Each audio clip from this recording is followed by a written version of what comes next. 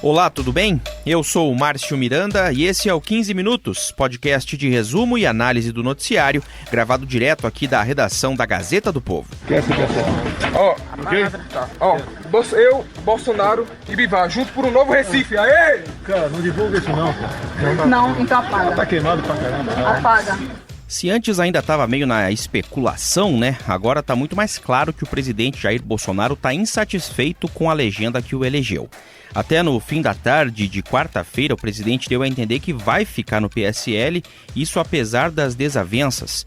Esse fato foi dito pelo presidente Bolsonaro numa rápida conversa com jornalistas e até foi reforçado num posicionamento oficial do porta-voz da presidência, o general Rego Barros. Porque eu conversei com ele há pouco e ele destacou que não pretende deixar o PSL, aliás, foi uma frase que eu já vocalizei inicialmente, de livre e espontânea vontade. Qualquer decisão nesse partido seria unilateral. Há pouco mesmo, na saída do Palácio, alguns de vocês tiveram a oportunidade de abordá-lo e ele reforçou esse posicionamento. Pois é, mas quais seriam os motivos dessa insatisfação recente com o PSL? Quem vai nos ajudar a entender aqui é o Olavo Soares, que é repórter da editoria de República da Gazeta do Povo, lá em Brasília. E aí, Olavo? Bem, olá Márcio, olá pessoal. Para a gente compreender um pouco essa insatisfação do Bolsonaro com o PSL, a gente tem que puxar um pouquinho para trás para entender como é que o Bolsonaro parou no PSL e o que é o PSL, né? O PSL é um partido já antigo, um partido que tem mais de 20 anos de estrada, porém, era um partido nanico, sem nenhuma expressão. Em 2014, elegeu apenas um deputado federal, até que no começo do ano passado, 2018, o Bolsonaro se filiou ao PSL. E com ele trouxe toda a expectativa que havia em cima dele, né? O Bolsonaro, desde que a pré-campanha para 2018 se consolidou, o Bolsonaro já se apontava como favorito, a ida dele ao segundo turno era uma certeza desde o começo da corrida eleitoral. Então, assim, com isso, o PSL ele passou de uma hora para outra de um partido nanico a um partido gigante.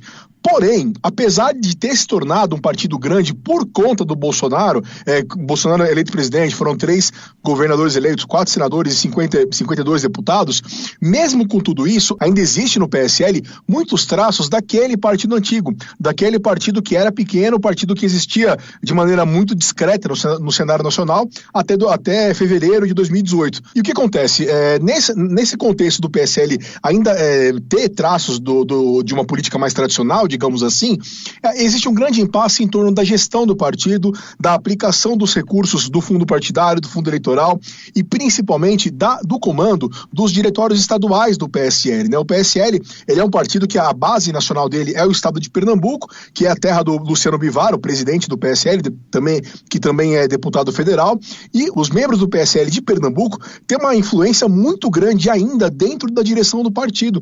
Então, com tudo isso, foi se formando uma insatisfação e se acentuou, acho que a grande essência da história também é essa, se acentuou aquela distensão que sempre houve dentro do PSL entre uma ala mais ideológica, que é uma ala que vai apoiar o Bolsonaro até debaixo d'água, e uma outra ala mais pragmática, uma outra ala mais experiente na política, digamos assim, que quer ouvir, que quer conversar, quer pensar em mais alternativas. Então a essência da disputa está passando por aí. E passando também, como você citou, por questões financeiras, aí de gestão, né, do partido, gestão de recursos para o funcionamento do partido.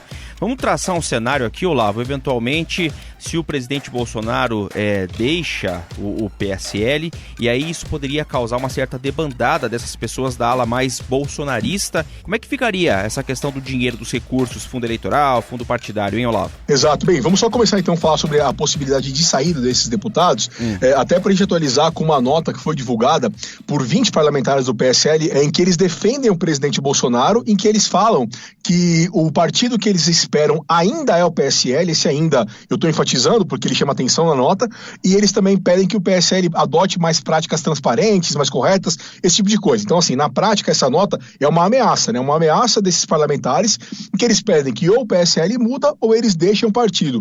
Quem está assinando essa nota, por exemplo, é o Eduardo Bolsonaro, filho do presidente, o Major Vitor Hugo, líder do governo aqui na Câmara dos Deputados, deputado por Goiás, a Carla Zambelli, que é uma deputada bem expressiva do estado de São Paulo, a Bia Kicis, que é deputada pelo DF, também bem expressiva, enfim. Então, houve essa nota, com esse tom, digamos, até de ameaça mesmo, de deixar o PSL.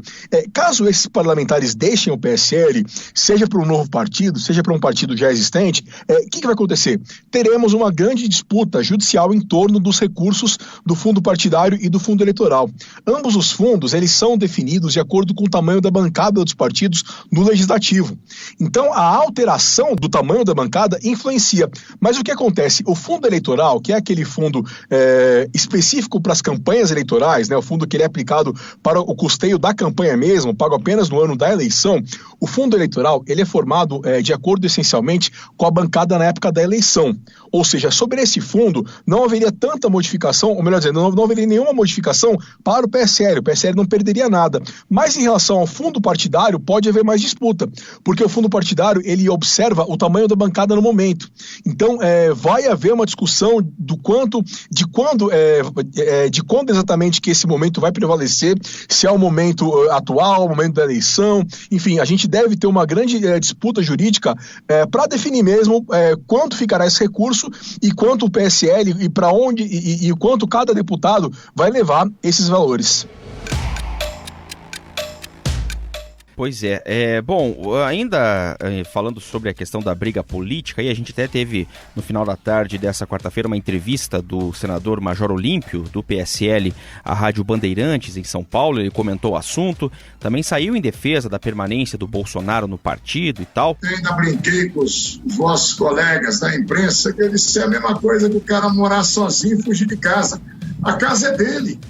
Não tem coisa que o presidente queira, ele é nosso maior ícone dentro do PSL. E ele também fez críticas, como vem fazendo, né, aos filhos do presidente. Ele não tem uma relação muito boa com o senador Flávio Bolsonaro e o deputado Eduardo Bolsonaro. A esses dois, eu manifestei todo o desconforto no momento em que o Flávio, que é senador, entrou em contato comigo, com as duas senadoras que eram do partido, querendo cobrar a bronca, porque tinha assinado o CPI da Lava Togas. Eu falei, opa, alto lá, a Selma então falou, caio fora do partido. Eu ia sair, mas disse, não vou sair não, se tiver que saia ele. Da mesma forma, passei a presidência do partido em São Paulo para o Eduardo Bolsonaro, está desmontando o partido. E aí minha pergunta é o seguinte, Olavo, tem um componente também dessa disputa interna envolvendo as políticas da ala mais bolsonarista e até a família Bolsonaro, o clã, né? Talvez uma tentativa de controlar mais o partido em relação a outras possibilidades de políticos dentro da legenda? Passa muito por isso sim, Márcio, até porque a gente não pode deixar de levar em conta a eleição municipal do ano que vem, né? E quando a gente fala de Flávio Bolsonaro e de Eduardo Bolsonaro, a gente está falando também dos presidentes do PSL de São Paulo, que é o Eduardo, e do PSL do Rio, que é o Flávio. Tanto em São Paulo quanto no Rio, a postura do PSL na eleição municipal está dando motivo de discussão. Em São Paulo, a deputada Joyce Hasselmann, que é a líder do governo no Congresso, ela está se colocando como pré-candidata à Prefeitura da capital paulista, mas o nome dela está longe de ser unânime. E no Rio de Janeiro, a gente se recorda que a gente teve há pouco tempo uma briga entre o senador Flávio Bolsonaro e o governador do Rio, Wilson Witzel. O Wilson Witzel, que ele foi eleito, ele é filiado ao PSC, né, outro partido, mas ele foi eleito muito em torno da aura do bolsonarismo, né, aquele clima bolsonarista que foi muito forte na eleição de 2018. Mas o Witzel falou que ele não devia ao Bolsonaro a sua própria eleição. Com isso, o Flávio rompeu com o Witzel. Mas esse rompimento que o Flávio fez com o Witzel, ele não foi aceito por membros do próprio PSL do Rio. Pois é, vai ter muita água embaixo da ponte ainda. Olavo, obrigado, até a próxima. Valeu, Márcio, um abraço para todo mundo, até mais. Além da estabilidade, o que atrai muita gente para o serviço público no Brasil é o salário. E não é por acaso.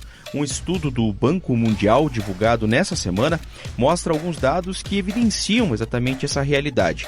A Fernanda Trisotto, que é da editoria de República, aqui da Gazeta do Povo, assina matéria sobre o assunto e vai contar mais sobre esse levantamento do Banco Mundial aqui no 15 Minutos.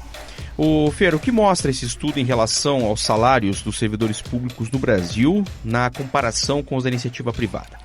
Oi, Márcio. Então, esse estudo chama Gestão de Pessoas e Folha de Pagamentos do Setor Público Brasileiro. O que dizem os dados? E os dados nos mostraram que os servidores federais têm salários 96% maiores do que de trabalhadores da iniciativa privada que têm a mesma formação e ocupam funções semelhantes, né? Então, seria o equivalente. Não é bem a média, né? Você não está comparando um servidor de topo de carreira com um trabalhador da iniciativa privada que está começando a carreira. A gente está falando de pessoas com formação acadêmica e experiência e função semelhantes. Então, é 96% a mais, é uma diferença muito grande. Pois é, nas mesmas condições de disputa, aqui entre aspas, então, entre esses servidores, no serviço público federal, é importante que a gente frise, né? Está falando do serviço público federal, é 96% maior o salário. Isso, é uma diferença muito grande. O Banco Mundial, que fez esse estudo também a pedido do governo federal, que estuda fazer uma reforma administrativa, fez uma comparação desses prêmios salariais, é o nome técnico, Sim. Com os funcionários de setores públicos de outros 53 países. E perdão. A média do nosso funcionalismo federal aqui é disparada a maior de todas. Se você juntar todas as esferas de servidores públicos, ela é federal, estadual e municipal, é um pouco mais baixa, né? Em cerca ali de 21%, 20% a mais para os públicos, né? E quem puxa essa conta para baixo são os servidores municipais. Eles têm a remuneração muito similar à da iniciativa privada, são os servidores que ganham menos, mas ainda assim ganham mais do que o equivalente na iniciativa privada. Pois é, e isso quando os estados e municípios conseguem pagar os salários, porque a realidade recente do Brasil tem sido de vários parcelamentos e até servidores sem receber em alguns estados, né? Esse levantamento do Banco Mundial falou que, por exemplo, no âmbito estadual, governos estaduais, os servidores estaduais recebem salários até 36% maiores que os de trabalhadores da iniciativa privada. Mas os estados estão com uma situação fiscal tão difícil que 20 dos 27 estados brasileiros já atrasaram o pagamento dos servidores, sejam eles efetivos ou terceirizados. Então é uma situação muito complicada, porque você tem uma folha inchada, tem muita gente se aposentando e não tem dinheiro para pagar ninguém. Pois e daí? O que vai ser, né? Voltando à questão também do relatório, tem um detalhe que me chamou a atenção na sua reportagem, que o relatório mostra que o problema não é exatamente a quantidade de servidores, mas sim os altos salários. E quando eu digo problema, é o problema para os cofres públicos, né? Quer dizer, você tem um problema não na quantidade, mas sim nos salários pagos para esses servidores. Exatamente, Márcio. Essa situação já vinha sendo apontada pelo próprio Banco Mundial, que fez um estudo há alguns anos atrás sobre gastos públicos do Brasil, que chamava Um Ajuste Justo. Eles já falavam sobre isso. O próprio governo Temer, no material de transição que ele deixou pro governo Bolsonaro, né? Eles já tinham preparado esse material, aliás, antes mesmo da eleição. Então, quem quer fosse o presidente receberia o mesmo material. Já alertava para isso, que o problema são os salários muito elevados. Esse estudo do Banco Mundial mostrou que esse ano, 2019, 44% dos servidores federais ganham mais de R$10 mil por mês, 22% deles mais de 15 mil e 11% mais de 20 mil. Né? Para ficar ali uma comparação, né? O teto do funcionalismo público é fixado pelo salário dos ministros do STF e hoje ele está em 33.700. O que acontece? Quase 2/3 dos servidores brasileiros estão na faixa dos 10% da população mais ricos. Sim. E isso é dinheiro público, né? Ninguém está dizendo que o servidor não merece ganhar o salário que recebe, mas em tempos de austeridade fiscal, a gente tem que pensar nas escolhas que estamos fazendo.